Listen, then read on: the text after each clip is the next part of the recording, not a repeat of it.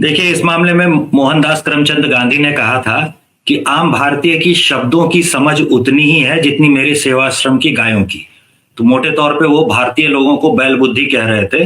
तो चूंकि राहुल गांधी इस बारे में आश्वस्त रहते हैं कि इंडियन स्टेट से लड़ने का क्या अर्थ होता है, वो अधिकांश लोग समझ ही नहीं पाएंगे। नेशन स्टेट की थ्योरी क्या होती है इससे परिचित ही नहीं होंगे। इसलिए वो इस तरह का बकवास बयान जो है वो दे सकते हैं और दे करके साफ निकल भी सकते हैं। इसकी भी पूरी संभावना है। भाजपा और दूसरी जो पार्टियां हैं उनमें इतना साहस होगा कि वो उस बात के लिए उनके ऊपर मुकदमा करें, उनके ऊपर जो कानूनी कार्रवाई होती है वो शुरू करवाएं। इतना साहस जो है वो भाजपा और दूसरी पार्टियों में है नहीं, या आम लोगों में है नहीं। तो इसलिए वो आसानी से बच भी जाएंगे, इसकी भी पूरी संभावना है। तो मूर्खता जो भारतीय लोगों की होती है, या न पढ़ने की, न सीखने की, न समझने की, आंख बंद किए कूप मंडूक बने कुएं में पड़े रहने की जो आदत होती है, इसके बारे में राहुल गांधी और कांग्रेस इतनी आश्वस्त है कि वो इस तरह का बयान दे सकती है कि हम भारतीय स्टेट से लड़ रहे हैं और इसके ऊपर जो है वो कोई कार्रवाई नहीं होगी और कुछ भी नहीं होगा। एक दो दिन शोर मचेगा सोशल मीडिया पर, हम लोग बातचीत करेंगे, हम लोग शिकायत करेंगे, लेकिन कुछ होगा सचमुच में, कोई मुकदमा होगा, कोई कार्रवाई होगी, इसकी संभावना बिल्कुल न्यूनतम है। तो न्यूनतम संभावनाओं के कारण वो इस तरह का बयान दे सकते हैं और दे करके साफ बच के निकल भी सकते हैं। And the capability to stop them. I'd like to say one last thing, that do not think that we are fighting a fair fight. There is no fairness in this. If you believe that we are fighting a political organization called the BJP, that we are fighting a political organization called the RSS, you have not understood what is going on.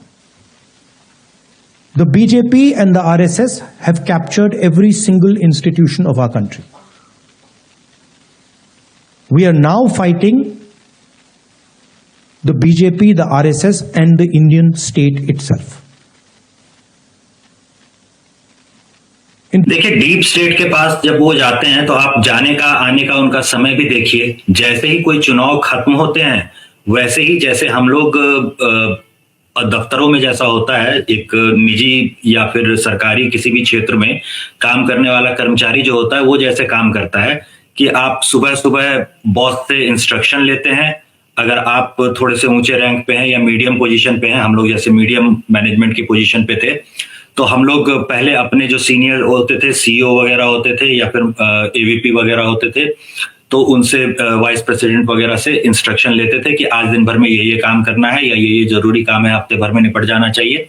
सुबह सुबह ये instruction लेने के बाद हम लोग अपने juniors के पास पहुंचते थे, उनको इंस्ट्रक्शन देते थे कि हाँ भाई ये काम निपटाना है और निकल जाओ और ये सारा काम करके आओ। शाम में वो लोग वापस आते थे और उसके बाद बताते थे कि ये काम जो है ये हो चुका, ये काम जो है नहीं हो पाया, इस कारण से नहीं हो पाया।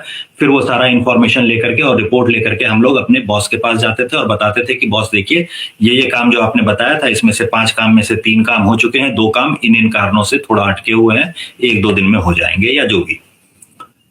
तो ये जो सिस्टम था, बिल्कुल यही सिस्टम फॉलो करते हुए आपको राहुल गांधी दिखेंगे। चुनावों से ठीक पहले वो जाकर के इंस्ट्रक्शन लेते हैं कि भारत को तोड़ने के लिए जो फॉल्ट लाइन्स है उसमें से किस किस पर चोट की जा सकती है, वो ट्रेनिंग, वो इंस्ट्रक्शन लेकर के वो आते हैं। चुनाव के समय बयानबाजी जो होती है उसमें वो सारी बयानबाजी वो करते हैं। ये सारी बयानबाजी करने के बाद चुनाव खत्म होते ही, पिछले बार जैसे ही महाराष्ट्र वगैरह के चुनाव खत्म हुए वैसे ही वो कूद के भागे विदेश। वियतनाम कहने के लिए तो गए थे, लेकिन वियतनाम से कितना नजदीक होता है आपका थाईलैंड और कितना नजदीक होता है मलेशिया, ये सभी लोग जानते हैं। साउथ चाइना सी के बिल्कुल बगल में है और वियतनाम के कैपिटल से चीन की दूरी कितनी होती है ये भी सब लोग जानते हैं। तो वहां से फिर गए और वहां से इंस्ट्रक्शन वगैरह सारा कुछ जो है वो लेकर के वापस आए और वापस आते ही फिर से वैसे ही बयानों की झड़ी लगा दी। और चुनाव जैसे ही खत्म होंगे तब आपको फिर नजर आएगा कि चुनाव खत्म होते ही फिर से अपने विदेशी आकाओं के पास, जिनकी फेंकी हुई बोटियों पर कांग्रेस पलती है और वामपंथी भी पलते हैं, उन विदेशी आकाओं के पास ये लोग फिर से भागेंगे, वहां से फिर से इंस्ट्रक्शन लेकर के फिर वापस आएंगे और फिर कोई नया मुद्दा जो है वो फिर से उखाड़ देंगे। और भारत सरकार जो है वो इतनी कमजोर है, इतनी निकम्मी है, इतनी डरपोक है भाजपा कि वो कुछ कर नहीं सकती, जबकि उदाहरण जो है इस चीज के वो हमारे पास हैं। आप कहीं भी ढूंढेंगे, कहीं भी पढ़ेंगे, वो आपको मिल जाएगा। ली कुआन यू के भाषण जो अभी रिकॉर्डेड मिल जाते हैं इंटरनेट पे, उनमें भी मिल जाएगा। लेकिन उनसे शिक्षा ले, ये भाजपा का इतना साहस नहीं है। डरपोक और कायरों की पार्टी है, और डरपोक और कायरों की पार्टी ही नहीं है। आपको याद होगा कि 2014 के दौर में जब ये सरकार आनी शुरू हुई थी, तो इसके पास जो नेता थे वो कहां से आए हुए नेता थे? इसके पास जो नेता आए हुए थे उसमें से करीब करीब 150 जो थे सांसद, वो सांसद तो वही थे जो पुराने दौर में कांग्रेसी हुआ करते थे। तो आधे सांसद 300 में से 150 के लगभग जो सांसद थे, करीब करीब आधे सांसद ऐसे थे जो दूसरी पार्टियों से आए हुए थे। दूसरी पार्टी में भी मुख्यतः कांग्रेस से आए हुए थे। तो कांग्रेस की विचारधारा इसमें अब तक घुस नहीं गई होगी, या कांग्रेस के तरीके इस पार्टी की विचारधारा में अब तक घुस नहीं गए होंगे। इस पर तो शक करना बनता है। अभी का आप देख लीजिए, दिल्ली विधानसभा चुनाव के दौर का देख लीजिए। 11 तारीख को, 11 दिसंबर को जो गले में तख्ती टांग के घूम रही है केजरीवाल के नाम का, जो तुरंत थोड़े दिन बाद मनुस्मृति दहन पर जोरदार बयानबाजी दे रही है, उसको लेकर के ये दिल्ली विधानसभा में टिकट दे देते हैं। और वहीं पर इनका जो प्रवक्ता होता है वो एकदम लेजर आई लगा करके जो वीडियो बनवाता है अपने, और अपने आईटी सेल से बंटवाता है, तो वो सुधांशु त्रिवेदी जो है वो लेजर आई के साथ जो है वो मनुस्मृति को डिफेंड कर रहा होता है।